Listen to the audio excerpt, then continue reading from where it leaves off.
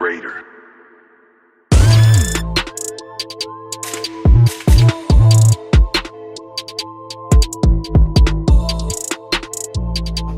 All right, here we are again. Unexpected, but also very long overdue, isn't it? Very long overdue. I blame most of it on you that we couldn't give the people what they want. I blame it on a lot There of was so football. much that happened. There's so much that happened between the last podcast that we done and today, and we didn't cover any of. It's okay because we're here now. A lot of exciting stuff has happened since. So like, much. Starting with obviously. Well, welcome to the Blue Borders podcast. I'm so rusty, bro. I don't know how this is going to go, but We'll get there. We'll just give it a try. If it flops, it flops. If it does well, great. But yeah, so from the end of last season, I think a few people probably caught on that we won the Champions League, the biggest club competition in world football, champions of Europe, champions of London, champions of what else? What else? Life, champions of life. Champions of just Mentality. everything. Bro, what happened? I don't know what happened. Like, so Tuchel came in January and things were sweet. I did not expect it to go like that. I did not expect it to go that well. 2 cup finals, won the FA Cup. Like, I don't really want to talk about the FA Cup. That was kind of peace still. But the Champions League, like, we were just a different team in the whole competition. Yeah, it was phenomenal. Just the performances that we could see in the build up to the final as well. And then when we actually performed in the final, I honestly could not expect the Champions League from the moment that, Tuchel was announced. It was way out of what I expected. It was unbelievable. It's one of those seasons, and I think in some ways it's a typical Chelsea season where if we don't have chaos in the middle of it, we usually don't do well.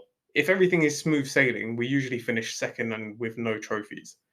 But chaos and Chelsea just go hand in hand, and I felt that was the sort of stimulant to a successful end to the season, and that's exactly what happened. He came in, changed the team around, got players balling basically. Kante, Jorginho running things like Kante, Jorginho for Ballon d'Or, obviously. You know what I'm saying? So I know that was your thing, isn't it? No, that's fine. But yeah, even Havertz, he got playing in that false nine role, and it worked. Havertz scored the Champions League final goal. Imagine how only he goal. must have felt. Imagine how that feeling as such a young guy, such a young player coming into a new country, new club. I think after the season, both like Timo and Havertz both had. I think it couldn't have like gone better for them second half of the season. And I think also with our with the podcast that we did during Lampard, I don't think it was that bad. I think that December month was really horrible, and then we sort of, sacked him, and then everything just went the way it should have gone anyway. I don't think we did anything that we shouldn't have done before. Yeah. But I think there was like increased focus, better passing patterns, better overall play. I think players were more comfortable playing the system that Tuchel implemented, and it just worked. Like, I think, like playing Real Madrid, it was very evident that we've gone from a nothing team to a something team very, very quickly. Yeah, and what he's done to the team, he just made us look so solid defensively as well. So solid, we couldn't be broken down. Do you think that's where we started winning, mainly because our defense was just that good? Like, it just wouldn't leak. I think so. Rudiger looks like a superstar right now. Rudiger's world class. Yeah, he's like what happened there? Something else. I don't understand. He's been with us since 2017. He played under Conte, who obviously is known for his defensive, style, and he played under Sarri, who of course it had players like Koulibaly and all that. So he's obviously brought up great defenders. But Rudiger under Tuchel has been different gravy. I think he said it to me earlier as well, where he's reached the age now where he's entering his prime. He's 28 years. Yeah, he's 28. His prime years as a defender. So. And he sort of marshaled that defense. Like, Silva started picking up a couple injuries here and there. I think Christensen really stepped up. Yeah. Reece really stepped up. Aspie, obviously, as captain, started playing right wing back because Reece was playing right centre back. But like, it sort of Tuchel just, for some reason, just knew everything. Sort of, he probably had it in his head already that this is how this team is going to do. So I'm just going to let them play this way, and this is how we're going to win games. Like he didn't care what anyone else had to say. Yeah. So, like, I mean, for us to go from what we were to the Real Madrid performance, and then of course, I think in the league we slipped up a bit. We had to rely a bit on Tottenham on the last day, as usual. Obviously, Tottenham getting us top four in that, but like it all came together so perfectly for us. Yeah, and we could talk about each player as well and what they've done and what they've contributed to the team. But collectively as well, they put in such a good shift Yeah, for each game in the Champions League and mostly for the Premier League. he's sort of he's brought this squad together. Like I Yeah, feel like even players that weren't playing and even now aren't playing, I feel like they're really happy to be part of something quite special. Like it's a really well bonded group. I don't think anyone's. Of course, you're going to get players that are not happy that they're not playing every single week. That's at any club. But I think to have the sort of harmony and control of the dressing room that he's had, I feel like sometimes it's down to sort of the pleasure that you get from training as well, because they go into work 5 days a week and then they play matches. We don't really consider what they have to, how they have to prepare and recover and all that. But he's just kept this squad really well together, and they seem really happy. yeah, Like, really good chemistry in the squad. yeah. So yeah, So obviously from the Champions League, which was incredible, really dominant, I think, performance throughout the campaign, not just the final. Um, we moved on then to the Euros, which, I mean, I wish we didn't have to talk much about it because it was a very strange time for me personally, but also it was quite heartbreaking. But I think at the same time, I think because we won the Champions League, it didn't really hit me as hard as it may have if we didn't, if that makes sense. yeah, So if we didn't have the Champions League to celebrate, the Euros would have completely battered me. It would have been 2018 all over again. yeah. I understand that feeling. I think what was nice as well was when it came to the semis, there was a Chelsea player as well in each of those Yeah, teams. So crazy. I it think just it was felt like nice to like, 15 or 16, either 15 and 16 or 11 or 12. I could be getting that wrong, but those many internationals at the yeah, Euros, yeah, like top quality, starting every game, like that was crazy as well. And they were coming off that Champions League campaign as well, so they played maximum games in club football, and they moved on to the Euros, and everyone was top level. Jorginho, just out of this world. I don't know where he's come from. Like he's always been a good player, but he's just come to life. Like yeah, he's the way he's like leading midfield now is a joke. Like he's controlling things for fun. Like to do it at Napoli is one thing, but to do it for your national team, for Italy and for Chelsea, you have to be really that good to do that. And I feel like he's stepped up majorly. yeah. He's performed on some next level now, and I'm really looking forward to seeing how he'll do for this coming season as well. Yeah. Do you think that midfield of Kante Jorginho has got legs in it still? Like, do you think it's going to hold us for the rest of the season? You need good rotation with the amount of games that we'll be having. We No, will, but as but in, so our our main, strongest team, yeah, yeah. That's fantastic enough. I yeah, think that's what will really help us on yeah. both sides of the game. Obviously, we can't, go for a podcast without talking about Mason Mount. Obviously, I think he's been spectacular.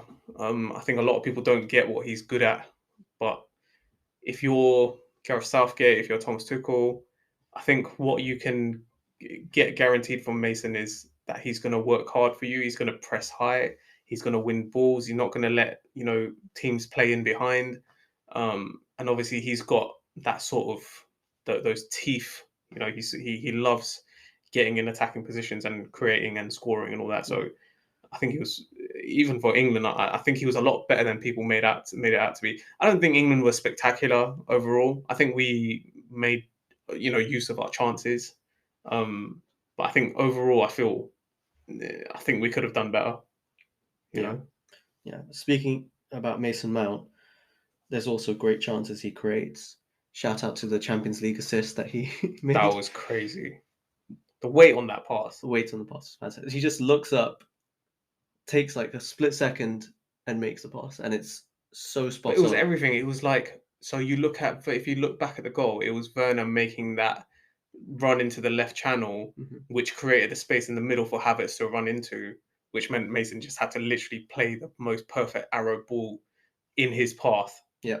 And I know we're going back to the Champions League final, but like those are the sort of things that people sometimes sort of miss out on because it's an assist. You know, people won't remember the assists, but he's such a crucial player to the teams that he plays for. That and this preseason he's bulked up. Have you Yeah. seen him? Yeah, I saw that. That was I was Bro, he's got confused. I muscles. He's got muscles growing out his neck. thought it was a Photoshop picture that I saw. That was crazy. Like he's taking this seriously. Yeah. People saying that he's going through his Goretzka phase right now. He's Goretzka, yeah, but he's so young. He's like what? He's 22. Yeah, he's 22. Yeah, 20, Yeah. 21, 22. Yeah. Nah, but good for him, man. Like, I hope it just continues. And I know Tuchel's a great, big fan of him. Um, but obviously, moving on from England, I think, okay, whatever happened, happened. I think England have a lot more to look forward to. I think we have a great team going forward. I think Jack Grealish going to City as well is just going to help us, at international tournaments even more. So, there's a lot more to come from England. I don't think that was the last of it. I don't think 2018, to be fair, we got to 3 semi-finals in, 4 years or 3 years or whatever it was. So, a lot more to come from there. But moving on from that, we got a new season upon us, which is why we're here. And it started off with a bang. And you can choose which point that was. I'll let you go for that. What, want to start from preseason or all the way? Let's go pre-season. Preseason. There's the game which wasn't shown, Yeah. but we got to read some reports about it. Yeah, that was Peterborough. Hakeem with a hat trick. He was on fire in pre-season. He's had a He's fire been preseason. on fire. His left foot is back to its restored place. Like he's one of those just magicians that you need on the field just to make something happen when nothing's happening. Yeah, definitely. It was a shame about his shoulder injury, but hopefully he'll be back soon. Yeah, Yeah. it's a minor one, but Yeah. that was quite crap. But he's going to be a crucial player for us. But I think the big news obviously was if it's okay that I announce Yeah, it. go on. Yeah, I'm not sure if everyone's aware, but we signed big Romelu Lukaku. Big Romelu Lukaku. 100 million, 97.5 million. I'm so happy he's back at the club. And he was exactly what we needed. In my opinion, he's exactly what we needed to complement this squad. For all the chances that we were creating, I don't think our output was as good as it could have been. Talk to me about Lukaku. What do you think about us signing him?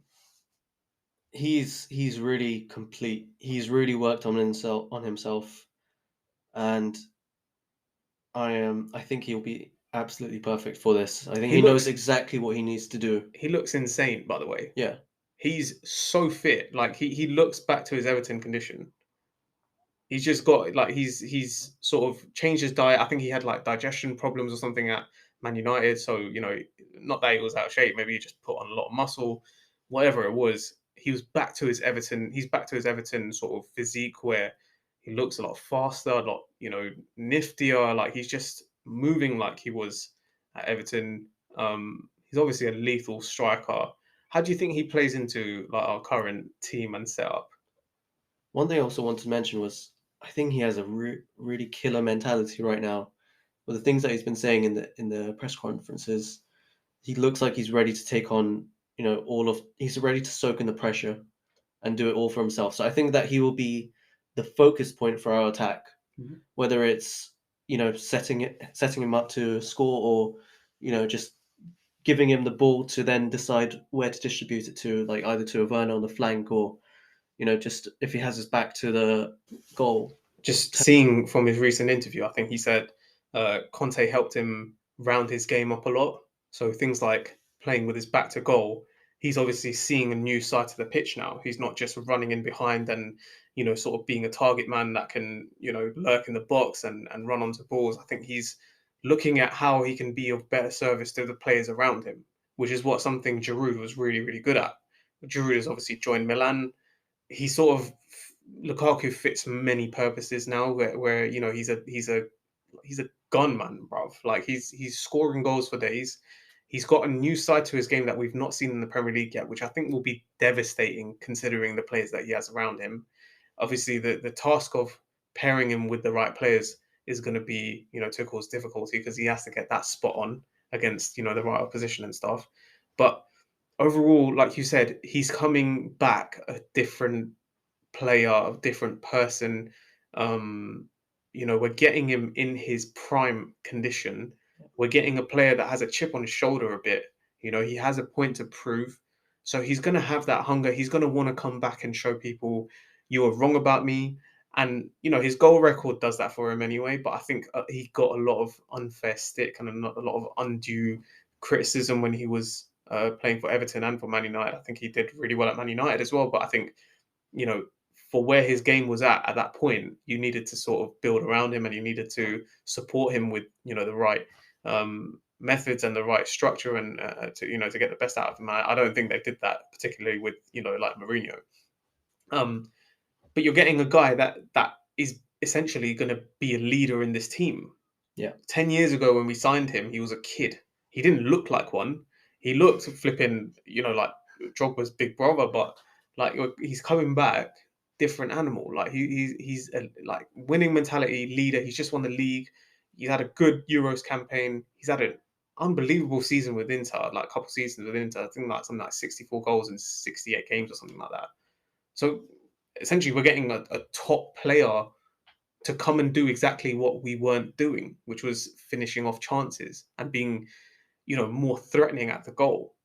So, what I wanted to sort of discuss is what your thoughts are on how Tuchel sets up around him, and what sort of ways do you see us playing, and what sort of players do you think need to be playing around him to get the best out of him and to, win games at the same time?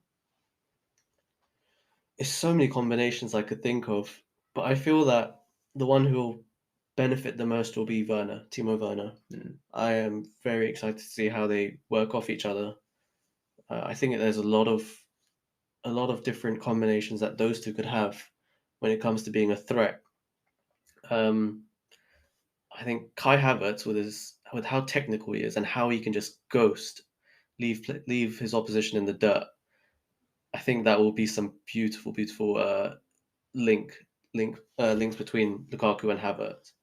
So I'm looking forward to those. Mason Mount, I think, is the one which I'm out like from Timo and Kai. I think that's probably the one which I'm not as excited about because I think that he'll play more of a whole team sort of play that he'll work with the rest of the team more Can you than Lukaku. can you see Mason dropping into midfield to accommodate Havertz and Werner? I think that's what will happen, and he will do that perfectly. I mean, if Lukaku has the players that he needs to do what he does, and if it's not Mason, that's fine, as long as we're getting what we need out of it and we're winning games.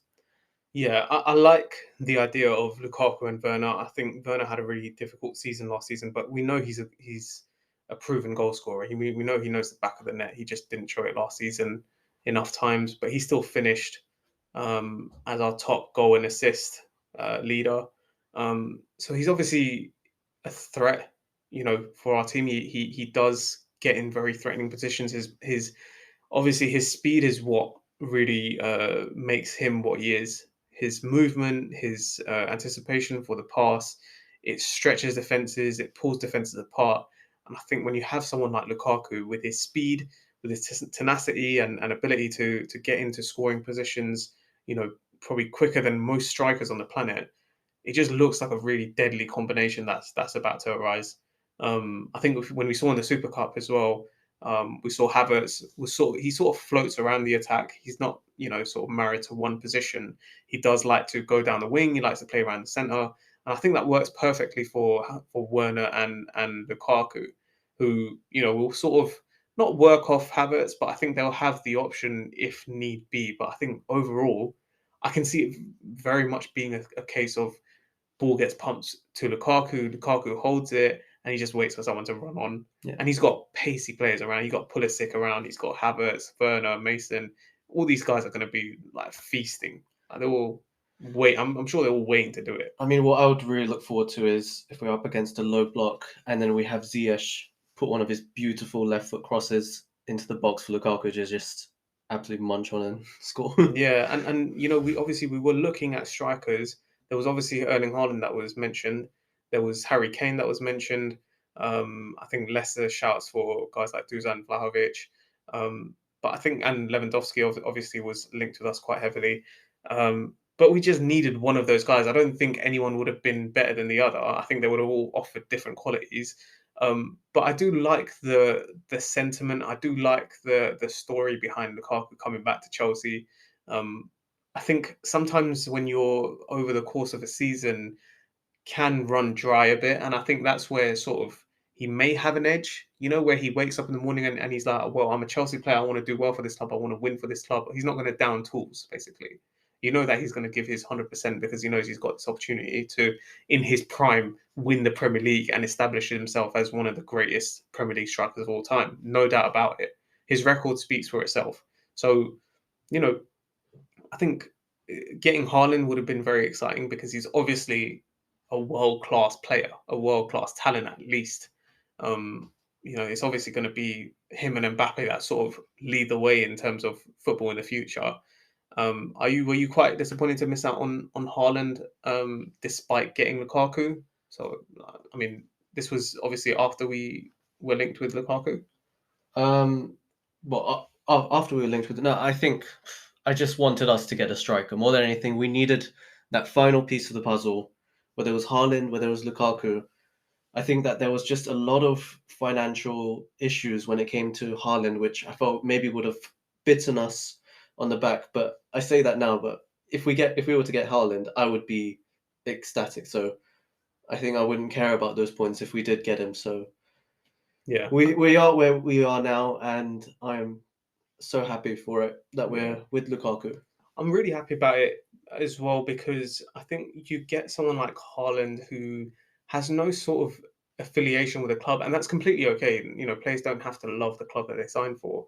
They sort of you can also grow to love the club, but um, I feel a player like Haaland is such a super mega talent that sometimes it's hard to picture them staying at a club like Chelsea. And that's not to sort of undermine us or say that we're not a good environment for players or we Champions aren't of a well, Europe. exactly. Champions of Europe, we constantly win trophies. That's the whole thing. We change things when we don't win trophies. So that aim will always be there. But I just feel someone like Haaland, someone like Mbappe, they have aspirations to be at Real Madrid and Barcelona only. I wouldn't say any other club in world football. Obviously, he could end up at somewhere like Bayern Munich for all I care. He could be at PSG. I don't know, but it did feel when we signed Lukaku, it was someone that we could sort of not take a deep breath, but we could exhale and just relax and feel like, okay, we've got our number 9 now. We've got our guy. There's already a connection with There him. is. There's a pre-existing connection, and he's never done anything to spoil that relationship that we had with him that we had in the first place. Um, but I just feel once we had Lukaku, I wasn't really that bothered by us missing out on anyone Yeah. because I know with Lukaku he's incredibly fit. His injury record is, it's near non-existent to be honest. Like so, he's obviously kept himself in great shape. He's worked on his physique, worked on his diet, worked on all the factors that has made him as good as he is now. But added to that, he's a player that we can rely on to show up every single week. We would expect that, and I think he would expect that from himself as well. I feel like if Haaland was dropped by a manager for playing badly one week, he'd sulk and he wouldn't and could be complete nonsense, but there's a potential of that happening. At least with Lukaku, it feels a lot more secure.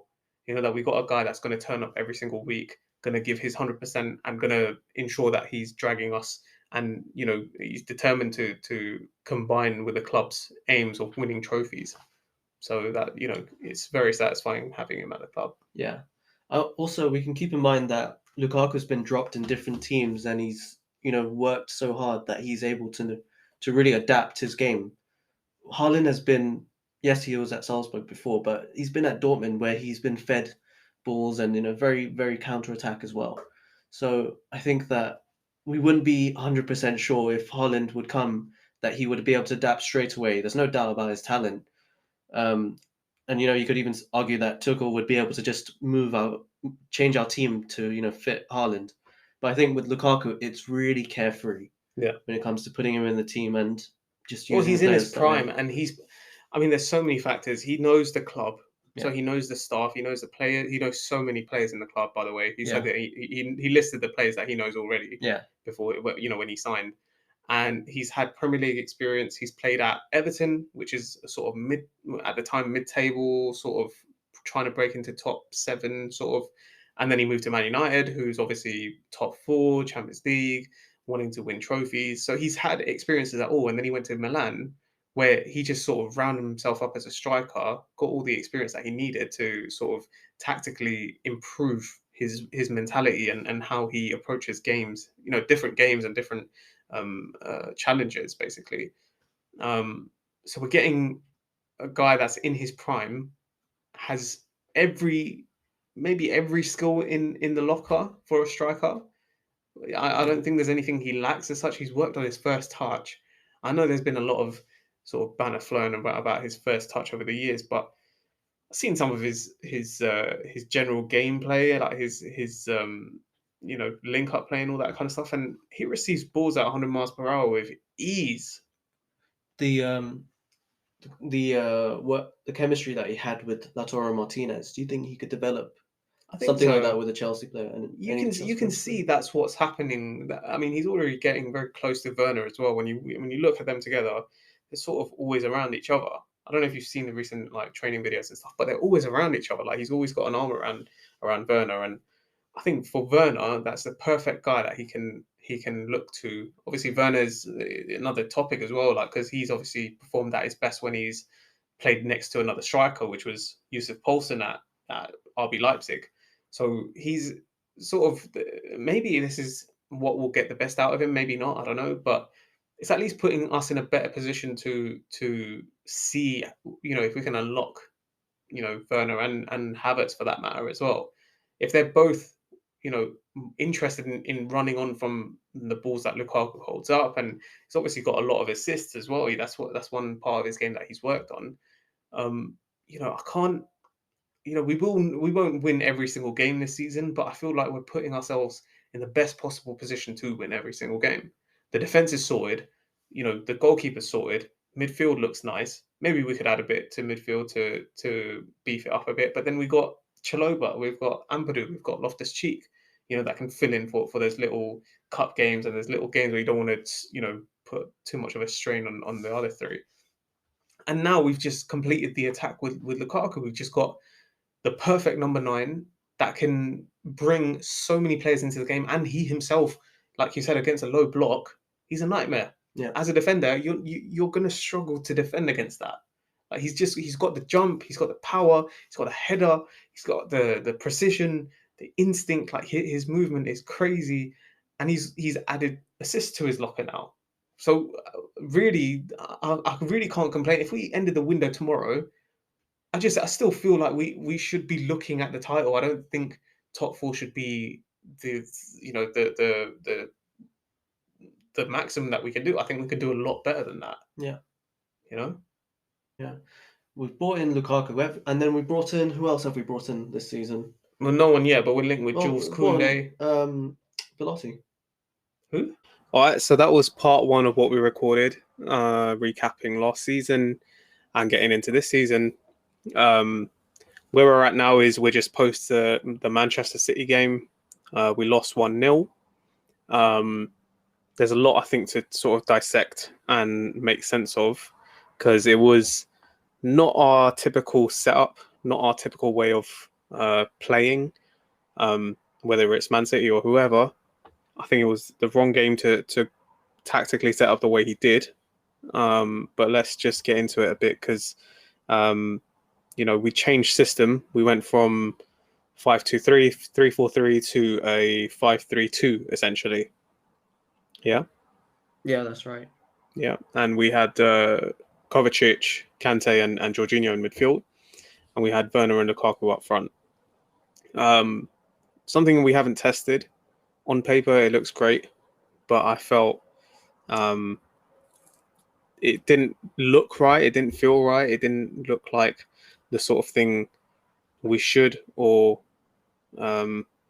looking back, I mean, to be honest, when I saw it on the team sheet, it didn't look right. It looked like we are being conservative and we're scared of being overrun in midfield, and I feel like that was a bad approach to go with. What did you make of that? I think that we may have adopted it against Tottenham in the second half when we brought off Mason. Was it Mason Mount for Kante? I can't remember. So I think it's possible that Tuchel just saw, just saw how that game went, and then had a feeling that City would try and approach us in a similar way that Tottenham did in the first half, but just do it better. And he may have just felt that we'd be looking ahead by just using the 5-3-2 instead. Obviously, as we know, it didn't work out. We didn't look as if we wanted to score. It was just defend, defend, defend, which was very frustrating considering how lethal our attack can be. Well, And yeah, go on. No, go on. yeah, it was just disappointing. It was disappointing because it took City to score for us to actually liven up, and it looks as if we started the game at 67 minutes. Was it? That Yeah, they scored? Yeah. it just felt. I mean, when we beat them last season, we beat them thrice last season. Of course, including in the Champions League final. It didn't feel like an approach that Tuchel would typically go for. I don't think he sets up to be defensive. He doesn't set up to sit and counter. We are a proactive team. We do take the ball. We do use the ball. But obviously on Saturday, he went with a system where we weren't able to press high. I think where it all went wrong is we weren't able to press high. And as soon as you give that advantage to the opposition, they're not going to be hitting long balls. They're going to be building through the middle. And especially a team like City, who are so good through in midfield and can break lines and can, utilize their fullbacks, in a way that gives them so much space to attack and to pass the ball around and just keep the ball. Like, we just sort of played into their hands a bit. And I know, I mean, from my perspective as a fan, when I'm looking at it, it doesn't seem like the right thing to do. And I don't understand how sort of Tuchel felt it was the right way to approach a game like that. We could have made our mark, dominated them the way we have done. All we needed to do really is play Ziyech instead of Kovacic, and suddenly you have three attackers pressing the defenders. They're playing long balls because they can't play it out of defense, and suddenly we're on the ball again. We've got possession again because our defenders are pushed up high and we're winning aerial balls. So I don't know what the thinking was with any of that. I mean, Havertz would have been completely fine as well. Yeah, Havertz would have been good too. I think what he does well with Mason Mount is he utilizes him as an attacker, but Mason can drop into midfield, when we're defending, and that's perfect because win that midfield battle. Yeah, exactly. And when the opposition have a goal kick, or when they're building at the back, Mason can get in, press, and it works perfectly. And I don't understand the sense in what Tuchel was trying to go for. Like, a few times Kovacic on the left side doubled up and became a left winger to form the press, but we know he's not as good at pressing as Mount or Ziyech. Even Ziyech is good at pressing, but it was just zero of that. And Kante did similar on the right side, but it just doesn't work for some reason. Exactly, yeah. I mean, we weren't. I didn't see us with the ball that much. We weren't playing in their half. It was very dominant from the City side. Very dominant. Well, I think they were dominant because we allowed them to be. I don't think they were dominant because they were they were obviously better than us. I think they were dominant because we allowed them the space and the time to be on the ball, and with just Werner and Lukaku pressing those sort of inside channels, City could play how they wanted to. Rodri kept dropping in. Bernardo Silva, by the way, fantastic performance. He kept dropping and helped build the play out, build the play out from defense and stuff. He was fantastic, but I don't think any of that would happen if we press them high. And where do they go if we press them high? Exactly. You could only see it after their goal, where the midfield also started getting involved in the press. Yeah, that we start to really cause some problems for them as well. Yeah, I mean, City aren't considerably different from what they were last season. And I don't think we should have been, or we are different from what we were last season. Like, the only thing we've added is Lukaku. And if you compare what they've added, Grealish, I don't think they've added anything that's different to what they've already got. You know, they had Sterling and, you know, they had Mahrez and stuff last season, but we could have dominated them. You know, potentially we could have done exactly what we did last season, is suffocate their defense, you know, not allow them to play the way they want to. And, you know, even if it was a draw, to be honest, if we came away with a point, that's good enough to start the season with. I think with the performance that we had, and I know it's a Champions League final, so it's, you know, you can argue it's a one-off because there's the whole adrenaline rush. But with that sort of performance, if you add Lukaku in that, we are winning because he is getting all the goals that we would have missed, and we had loads of chances that match. So Yeah. we needed more faith in ourselves for this match, that we I, already had a system that worked, and we should just go for it, go all I out. just think it was that one tactical tweak that if he had adjusted that, I think we would have absolutely ran over them all day long. Just Ziyech Exactly. for Kovacic would have been brilliant. Yeah, yeah, and he But I brought on mean, Havertz in the second half as well. yeah, We but looked yeah, go on. sorry, Yeah, go on, go on. and we looked more threatening. We looked a lot more threatening with him on. Well, yeah, exactly. And even he brought on Loftus Cheek as well, who's, you know, he's for credit to him, like he's done pretty decently the last couple of games that he's played. I think he played against I can't remember, Tottenham or Villa, one of them. I think it was Villa. Mhm. And you know, he looks really good. He looks fit and ready to go. So you know, we've got the players. I don't see what, you know. I was going to say that, you know, it's probably one of those games where he'll probably learn a lot from. You know, we don't lose a lot of games, and we don't concede a lot of goals, so I don't think there's a lot to learn from. But I think something like this, he probably knows going forward that it's a complete no-no, because you're taking away everything that he built. He's taking it away in that one game. Exactly, exactly. We're a team that wants to win the match. It's not to defend. Yeah, and To defend on. Yeah. Sorry. Carry on. no, I was going to say that he likes switching the systems overnight. Over 90 minutes, he doesn't stick to one system, but you know, he utilizes the wing backs. You know, sometimes as wingers, so it becomes like a 3-3-4 almost, or you know, however it turns out. But like it felt very much like he was intimidated by Guardiola or by City, and I don't see why. I don't think they were even on paper that much better than us, if at all. I don't think they were. You know. Yeah, we faced them quite a few times, so we should be comfortable with the team that we put forward. It shouldn't be that we Mm. have to adjust to them. We should be putting our strongest team. Mm. Do you That's what feel we. like if you saw Lukaku last season, he played in a 5-3-2 at Inter, so Yeah, that was something that, you know, he was familiar with.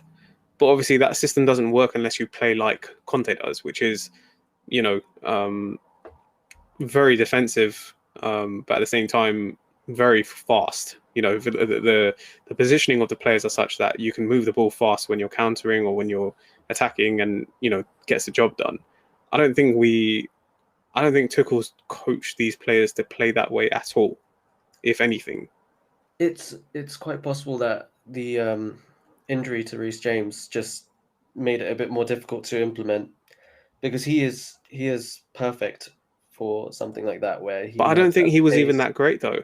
Sorry, I don't think he was even that great. who, Reece James? Yeah.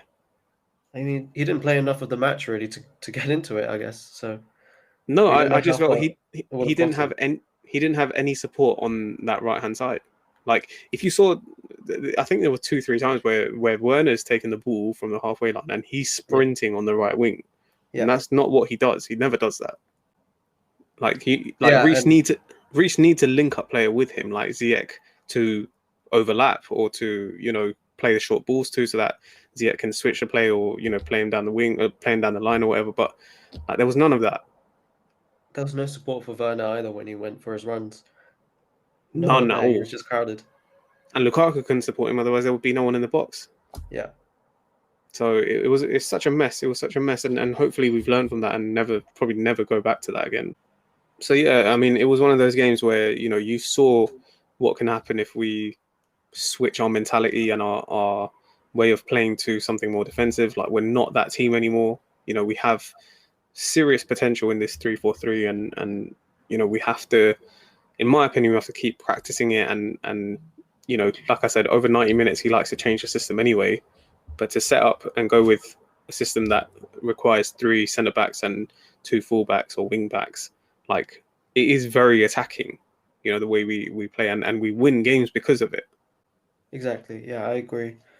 I think we need to really perfect this first before we try any other formation, Yeah. from start at least.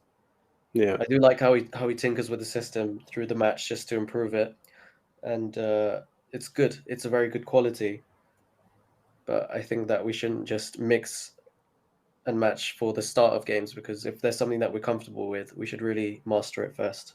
Yeah, absolutely. Yeah. All right. So moving from one big game to another, we got the Champions League. Champions League's back again, and it's a Champions, the champions, the champions, the champions. mate. So I found out that the lyrics to the Champions League song very different to what you just said and what I thought it was as well. I'm It's just really quite saying it cool. how I feel it. Yeah, they got every word is from a different language. Every thingy line is from a different language. That's crazy. Bars, bro. Champions League got bars. Need to check it. International bars. But yeah, anyway, we got Juventus on, is it Wednesday? Yes, Wednesday. Yeah. Not too sure what time, but it's later. Well, yeah, it's the late kickoff. Yeah. Yeah. Huge game, obviously, with our group. You want to win these games because puts you in a better position come November, December, and I think we've got a good chance of getting a good result. The Juventus themselves, they're without Morata and Dybala, which is good for us. They still have obviously good quality up front. They've got Kulusevski and Moise Kean. So they'll be looking to hurt us, try and get a result. But yeah, how do you see that one going, man? Like we played 5-3-2 against City. How do you see us approaching the Juventus game? I hope. I think we will bounce back. I think so. Yeah, we have a really strong mentality as a squad, and all we need to do is just set up right for the match. And I think Tuchel will know what to do. I think he'll be well prepared for it. We have a good record in the Champions League under him. I know Decent little record with him, yeah. Yeah. So, only the Champions League trophy. Sorry? I said only the Champions League trophy that he's won. Yeah. Yeah. They're a strong team. I think. I feel good about it. I feel like we will bounce back. Yeah. Yeah. I mean, it's a good game to do that. It restores the confidence. Yeah. Champions League is one of those. You like to play under the lights, and you come away with it, with a win, and you're feeling yourself again, and you're going into the next game as as confident as you can be. Exactly. Yeah. How do you think he's going to set us up? Interesting question. I think he may revert back to the 3-4-3. The standard formation we've been playing, which is 5-2-3. Well, 3-4-3, innit? Or 3-4-3. Yeah. Yeah. I mean, they've got a really good defense. Bonucci and Chiellini, and they've got Cuadrado. I forget who's their left back. Is it Spinazzola or Alexandro? One of them. Well, Spinazzola's. Has he come back? He's injured. He's injured. Yeah. I'm guessing. So yeah, they've got decent, very good defense. Not a bad midfield, and I think that sort of depleted in attack. So yeah, I feel like it's going to be a bit tougher than we think it's going to be, because if they have Dybala and Morata, we know they want to attack and they want to score goals. Whereas, without them, they might just be looking for a draw. They might just be saying to themselves, well, is it worth risking a loss or can we come away with a point against the strongest team in the group, which we are definitely. Is this a home game or is it away? I believe it's away. I'm good. It's going to look really bad on my part, but I believe it's away. If it is away, then they should be looking for, to get the 3 It is points. away. It is away. Yeah, It's they on should be Wednesday. Yeah. looking to get the win rather than, looking to get it, get it at our home ground, where it'll be even Yeah. more difficult for them. I mean, like I said, I think if they can get a draw out of this, it puts them in a great position because they know that we're going to beat the other two. I mean, we should be beating the other two anyway. It gives them an opportunity to beat the other two and finish out the group. I think their main objective right now is finishing out the group. Yeah. Bear in mind as well, they've got Federico Chiesa, who's a fantastic player. Forgot to mention him. He's fit. He's ready to go. So they're not lacking goals, I think. Yeah. But, I think Allegri will want to be a bit cautious, not get too ahead of themselves because they know what we can do, especially down the sides, where we can, I think Guardiola described it best. He said, why Chelsea play so good.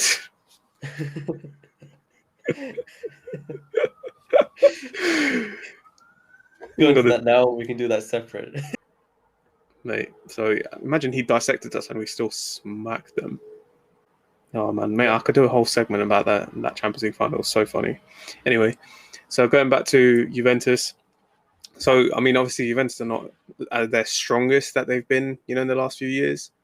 But they are a very dangerous side, obviously. How do you see that one going? How do you see the performance and result going?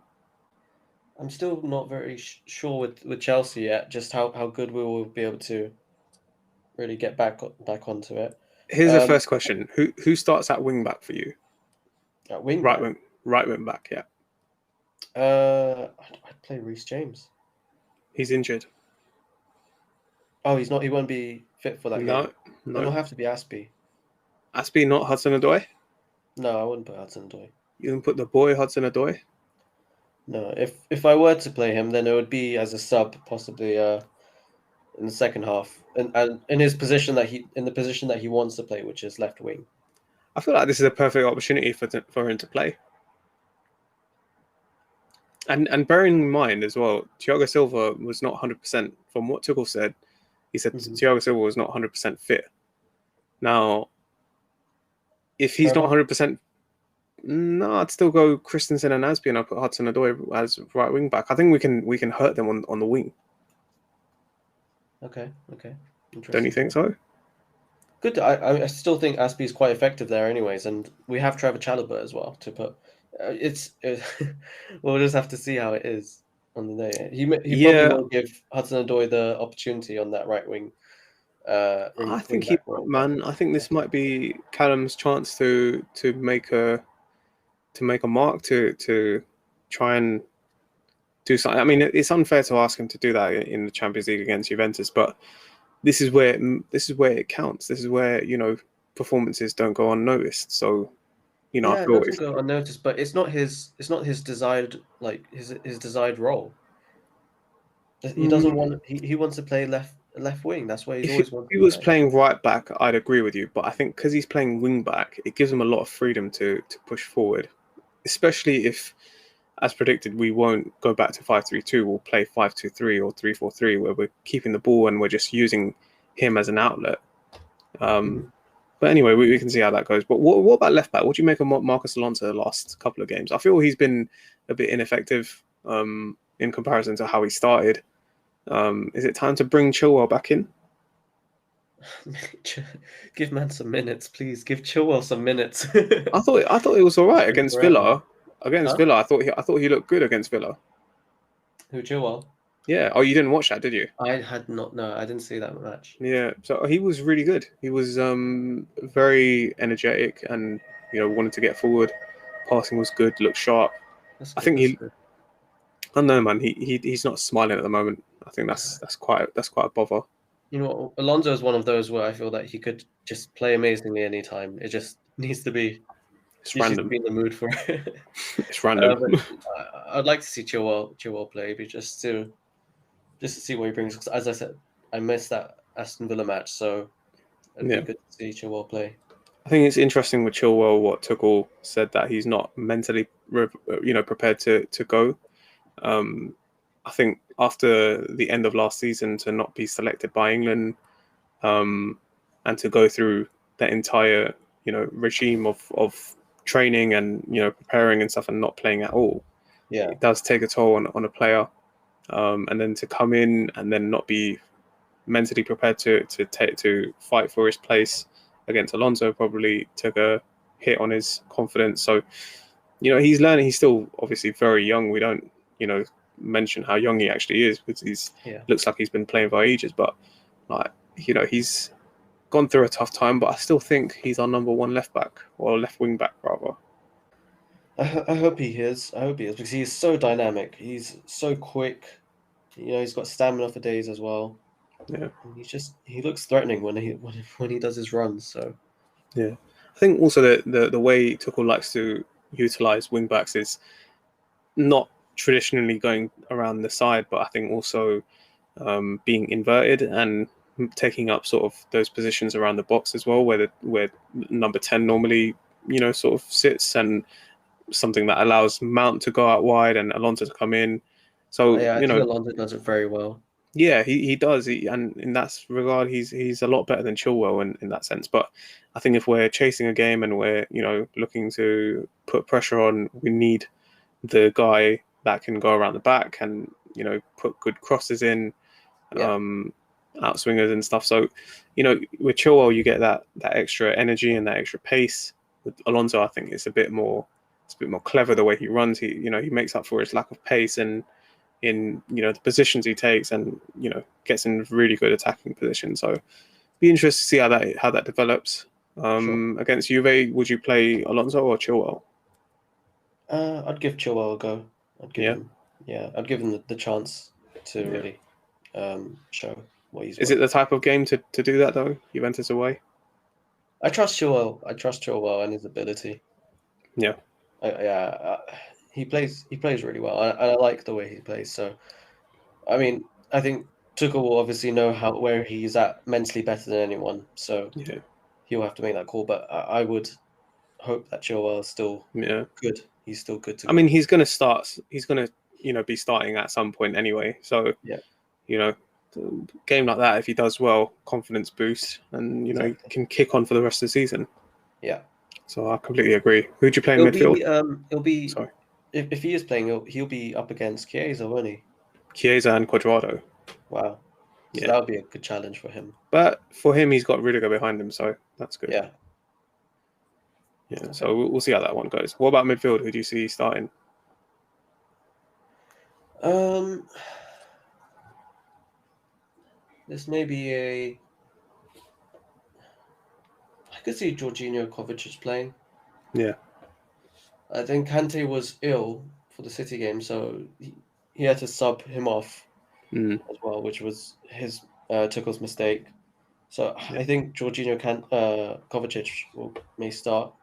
yeah. I'd like to see Sort of. Ruben Loftus-Cheek, but that's just I feel like I'd be I think getting my hopes up if I. if you start with Jorginho and Kovacic, you're sort of guaranteeing yourself a bit of possession and time on the ball, and recycling possession and stuff. I think with Kante, it's so quick vertically, like we're just moving the ball vertically really quickly, Yeah, which is also great. But I think with Jorginho and Kovacic, we're not giving Juventus the chance to sort of break through, or with their energy, with Jorginho and Kovacic both, their energy is so good. They sort of mirror each other in the build up, and yeah. then you know it's pretty much their show from then on.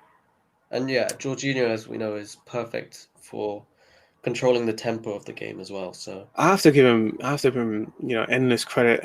I mean, I know that there was a lot of doubters, a lot of people that didn't really see his quality for what it was, but I think you're seeing it really come into effect now, how good he is in terms of um, he allows us to really build from the back and build quickly. And his energy, what I've noticed is he's always there for a 5 yard pass. So that makes the build up so much easier for defenders. The defenders typically aren't great, passing out the back and yeah, running with the ball, whatever. So they need that just one man, and it's incredible how quick he's able to get from one side to the other. And then I looked at his injury history. He's really not been injured that much over his career. Okay. So, like, I don't think he gets enough credit for how physically brilliant he is. I think Yeah. he's kept himself in such good shape, and I think that's coming into effect really in since the Euros as well. I think it's been really evident how good a player he is and how reliable he is. So I Yeah. think for He's me, really earned his where respect. where Kante was a sure starter, I don't think that's the case anymore. I think Jorginho's this absolute sure starter in our midfield now. Mhm. Don't you agree? Yeah, I tend to agree with that. Yeah, At Euros, he really shined. He really shined. unbelievable. Yeah. So it was really great, and I think he's a different player from what he was at Napoli as well. I don't think he was this sort of same player, but I mean those He's qualities. grown. It's so hard to say, and Loftus-Cheek for however good he is, he's when I saw him against Villa, you can see the difference is night and day. You can see that with him, he's relying on his physical attributes to make up for errors. But I feel with Jorginho, you don't even have to defend. With Ruben, you're getting a guy that will glide out of midfield, which looks great. But then over 90 minutes, how many times can you glide with the ball? Whereas with Jorginho, for 90 minutes, he's going to sit in front of that defence, offer them a 5-yard pass option, and get the ball Yeah. forward when he needs it. He controls the tempo, and I it's think so hard to get those players these days. one of the features of Jorginho that I really love is his responsiveness. He's really, really alert, and he reacts so well when he's under pressure. Mm. Just the first touch that he makes, just to send the ball in a safer area, Mm. and then to pass it after. I think he's improved that a lot since he's come to Chelsea. Yeah, definitely. I mean, he's grown, right? Like he's experienced what the Premier League is. He knows that he needs to be maybe a couple of seconds faster with releasing, and physically he has to improve. Yeah. His the distance that he covers. So we give Kante so much credit for the amount of ground he covers and the tackles he makes, which he's absolutely due. He's the best in the world in that regard. But I think it goes unnoticed a bit how hard Jorginho works and how much distance he covers over a game. He's I think I could be wrong, but I think he covered the most distance over any player we had last season. I think he was he racked up the most kilometers or miles or something that playing as many games as he did. It's really quite incredible, and it's so difficult to find players like that this season, anymore. Like there's that guy Chouameni from Monaco. I think he could potentially be someone that could take over from Jorginho in the long term. He's that sort of player, but it's so rare to get those. He is one of a kind for sure. Yeah. So anyway, I think for me he starts every game this season, including Juventus. Okay. So you're happy with that midfield, Jorginho, Kovacic? Yeah, and then obviously we have the attack. Right. So where are you going with that? The first one I feel quite sure on this one is Lukaku. Yep. Starting. Same. I think he needs his Champions League goals. Absolutely. Yeah. Tally. To the left and to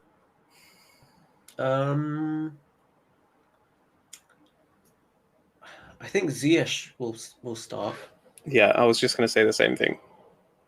and quite possibly Havertz too. See, I would play Werner Mm-hmm. because I think with Werner and Lukaku we have both options. We have the option to play short, and we have the option to go long. Okay. Right, so Lukaku can be the guy that we play long balls to. Werner and Ziyech can get the knockdowns and then bring others into play. Or if Juventus are playing a high line, you know what happens in it. Just one long ball over. Bonucci it's wraps. For Chiellini it's wraps.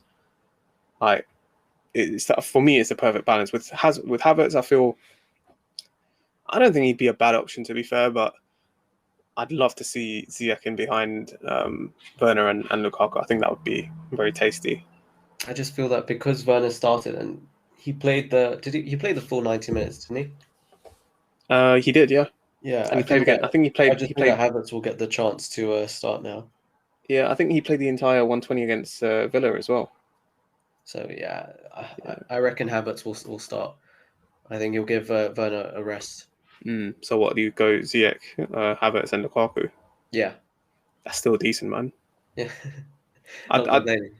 yeah, I'd probably play Havertz quite high up as well. Press them quite high. Let Ziyech go through the middle and Lukaku on the right. So that would be really, I think. I mean, we have enough to beat Juventus for sure. Yeah, I still miss my Mason Mount. I hope he comes back from his injury soon.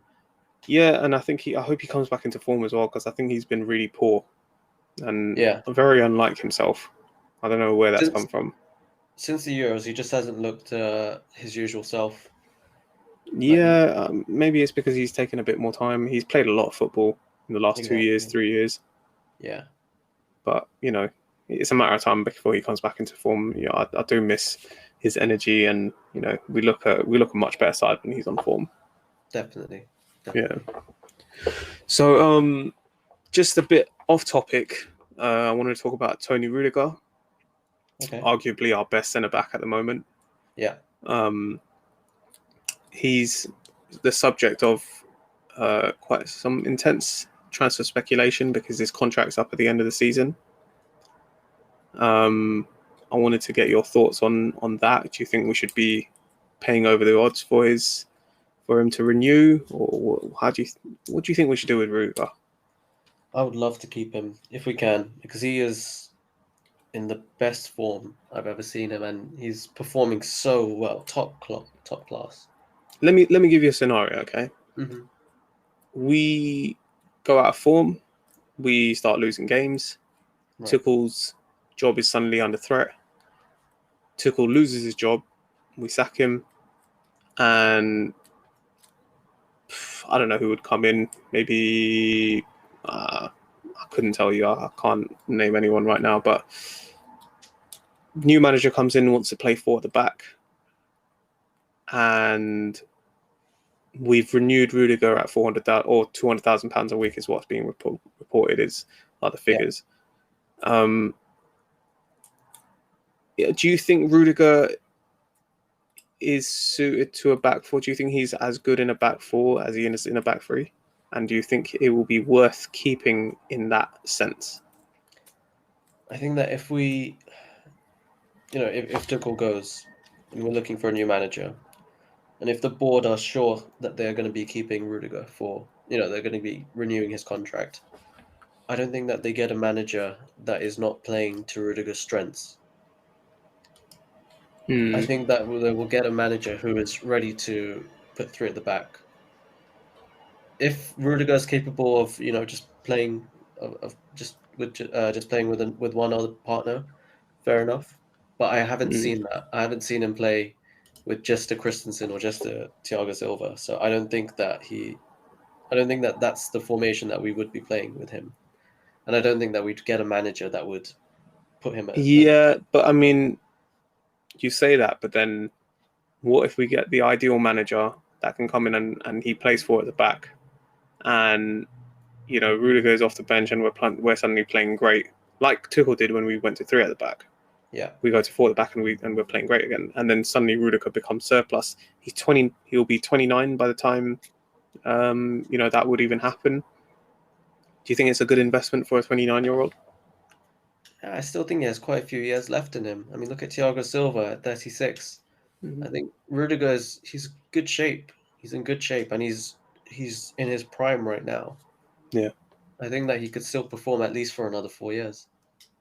I mean, we've been linked with guys like Nicolas Sula and Jules Koundé.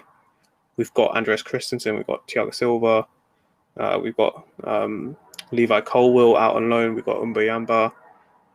We've got Gerhi that can be brought back, if we pay the clause. We can obviously, I don't think there are very many players that we've been linked with. Matthias de Ligt from Juventus.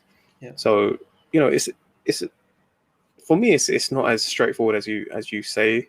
I think if you're renewing a guy that's going to be 29, probably has about 2-3 years at that level, no resale value, I think it's a bit of a risk. I mean, we bought Lukaku and he is 28. Hmm. How good is his resale value? But I think Lukaku is a much better player at 28 than Rudiger is. I think Rudiger's fantastic at his age. I He's think as a defender, he's absolutely brilliant. in this system. I completely agree. All I of the just defenders feel that you named before, I don't think any one of them are better than him. in a back four, I think De Ligt has him all day long. Yeah, but but that's why I said as well, the system we're using right now is a back three. I I don't don't think think that that will we last. get a manager that I don't think that doesn't would play a last back though. three if we're keeping Rudiger. I don't think that would last because it didn't last when we had Conte. So Yeah, there's that factor with we have a history of not keeping our managers for that long. So I mean, it's the only way that works. yeah, exactly. I think if the wages are right, we will stay on with him. But from the rumors, it seems as if he's demanding a lot. Mm, So I mean, that's just rumors as well. So we don't know exactly what's going on behind the yeah, scenes. yeah. But All right. yeah, Well, it's one to there's keep an eye there's on. many options, of course. But I still feel that he is the best defender we can end up with right now, at least Fair for the enough. system we have. Yeah. I mean, like I said, I think he's our best defender right now. I think this system suits him perfectly well. I Mhm. just fear us making a mistake in terms of, renewing a player that's we have a policy of only doing 1 year deals for 30-year-olds. Mhm. Him being 29 and stuff. I don't know. I think it could be, disruptive. I don't know. It's tough to say at this point, but I think it's definitely one to keep an eye on. Yeah. But yeah, I think that was a good little wrap up of City and Juventus. Anything else you want to talk about? No, I think we covered everything. You Covered usually have everything. something to say at the end, man. Oh, we'll see how the Juventus game goes. Be very interesting to see if we're able to actually bounce back and really Yeah. show some dominance again. Show that we want to Mm, win and not just defend. definitely, yeah. I think we need to get it It's- in the mindset that we're chasing for a title. We're chasing for a cup. We're not yeah. just But there to defend what we already have, though. I think that goes without saying, and I think the mentality is such that these guys are going to want more, demand more of themselves, and I think Tuchel as well. From his comments, he seemed to very much take the blame for what happened on Saturday, so he'll Yeah. probably look at himself and try and go back to doing what he does best. Yeah, that sounds about right. Alrighty, so I think that's a good point to wrap up on, and we will, let's try and do one after Juventus. Fantastic. We'll see you then. Fantastico, muy fantastico. Okay. Yes. Yes. All right.